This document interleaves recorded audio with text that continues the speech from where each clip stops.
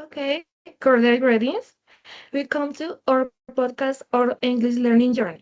Today we are going to share our experiences learning English, including our challenges, useful strategies, memorable moments, and future goals. My name is Francie, and I am here with my classmates, Jenny, Brenda, Nicole, and Maria.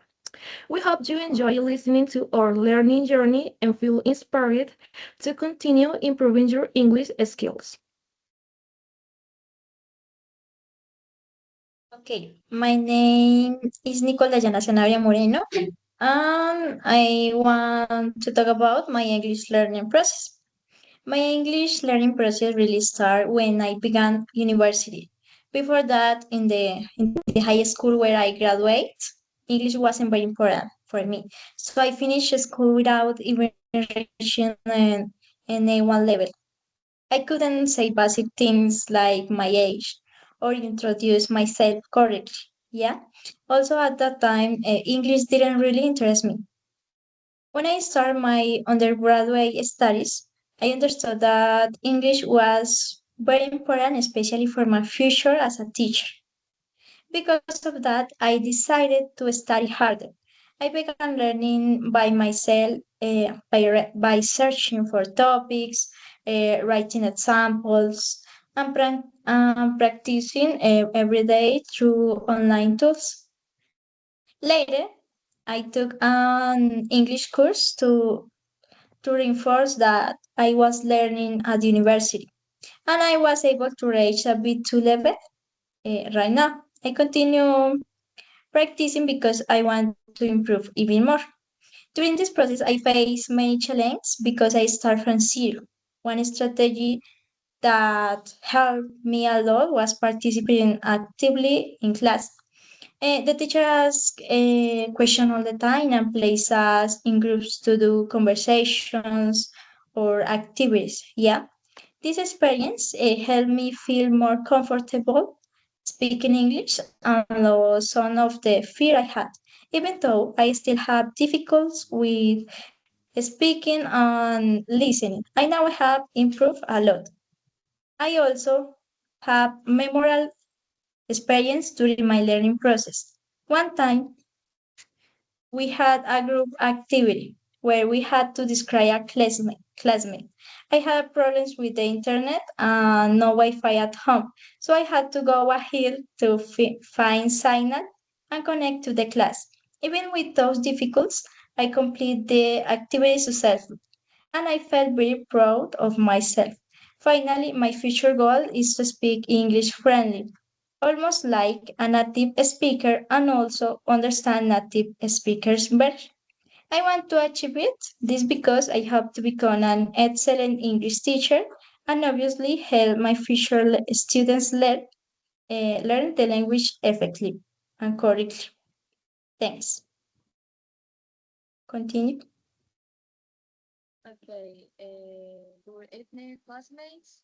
Well, talking about my challenge in learning English, I think I have had many during in this process because at the beginning, one of the biggest challenge for me was speaking, and honestly, I didn't have confidence in myself, and I was always afraid of making mistakes. Also, I am a very perfectionist person, so I want everything to sound perfect. The pronunciation, the grammar, everything. And when I couldn't do it perfectly, I felt embarrassed or frustrated. For example, sometimes in class, I knew the answer in my mind, in my mind all the time, but I stayed quiet because I was already thinking too much, and I was scared that my classmates would notice my mistakes or that my pronunciation sound really bad. So it's, instead of practicing, sometimes I preferred not to speak a lot, but later I understood that confidence is something you build little by little, and that making mistakes is actually part of the learning a language. And another big challenge for me was the listening. At first, when I listened to native speakers, movies or videos, I felt like they spoke super fast and I could maybe understand some words but not the full idea or the context. And that made me feel stressed sometimes because I thought I have studied English, so why can't understand? But then I realized that listening takes practice too, and little by little, my ear started adapting to the language. Also, sometime or something that affected me a lot was translating everything in my head. I used to translate word by word from English to Spanish, and honestly, that made conversation more confusing because sometimes expression didn't make sense literally. Um, but well, wait, let me think.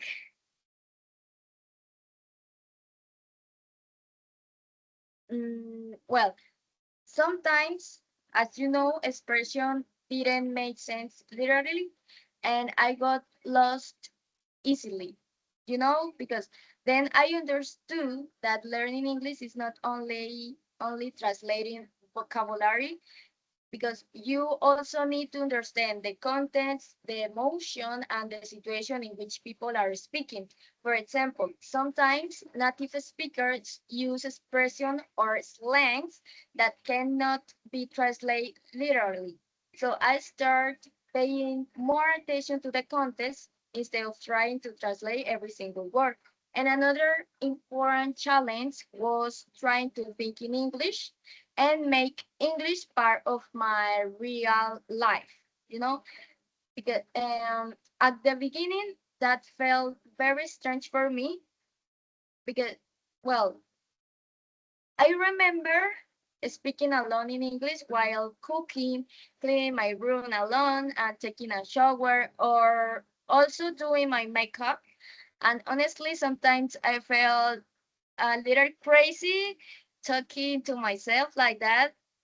But at the same time, that helped me a lot because I start feeling more comfortable speaking natural. And for example, I practice saying simple things like, I need to finish my homework, I'm hungry, or today I want to watch a movie. They were simple sentences, but they help me stop depending so much on translator or use the Google Translator, and even with all those challenges, I think I have improved a lot. Now I felt more confident when I speaking. I understand more when listening, and I'm not as afraid of making mistakes as before. I think that the learning English is a long process, and the most important thing is to continue practicing all the time and trust yourself and not give it up. And that's it.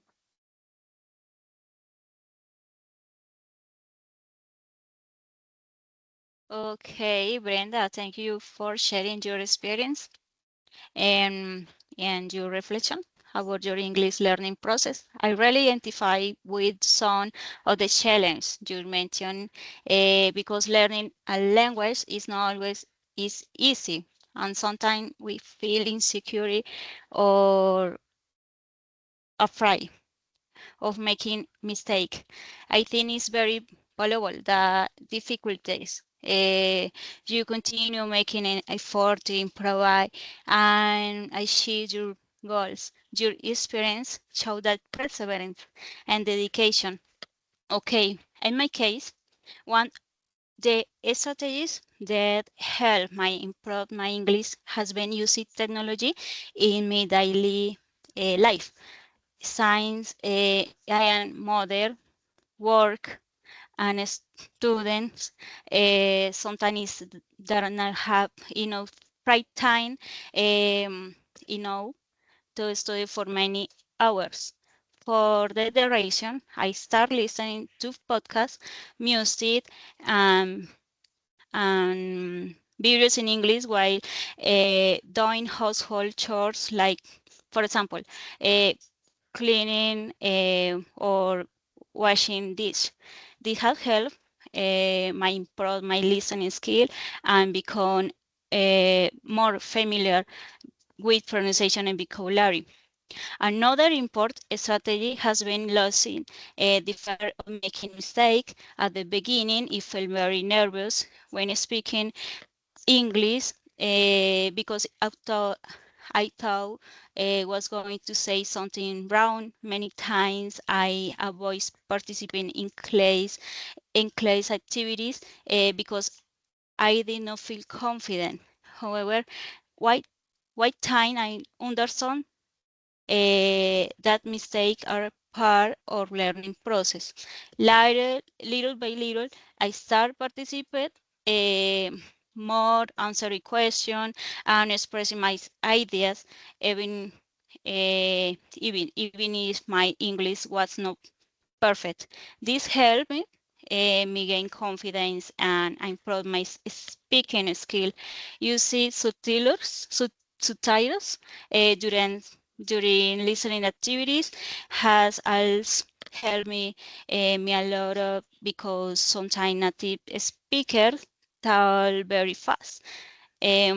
Allow me understand conversation better, learn new expression, I improve my pronunciation. I have noticed that now I can understand more than before, and that motivate me continue participating.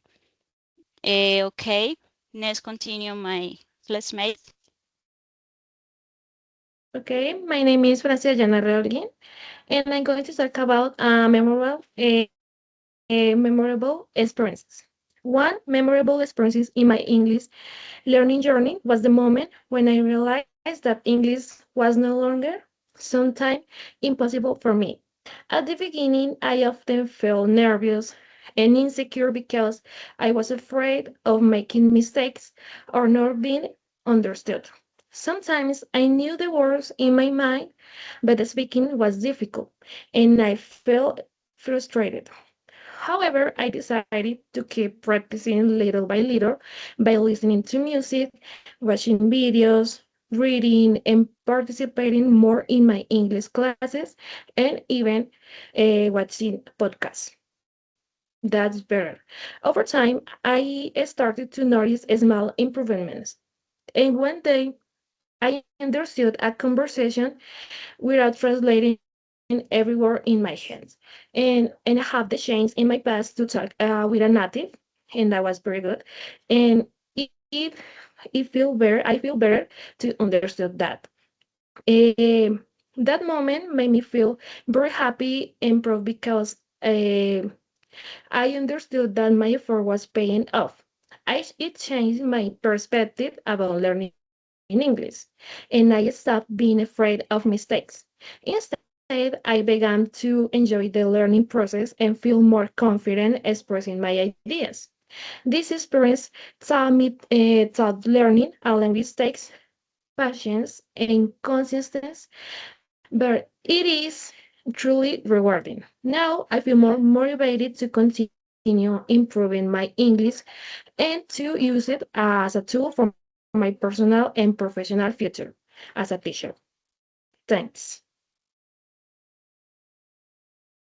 Okay, thank you.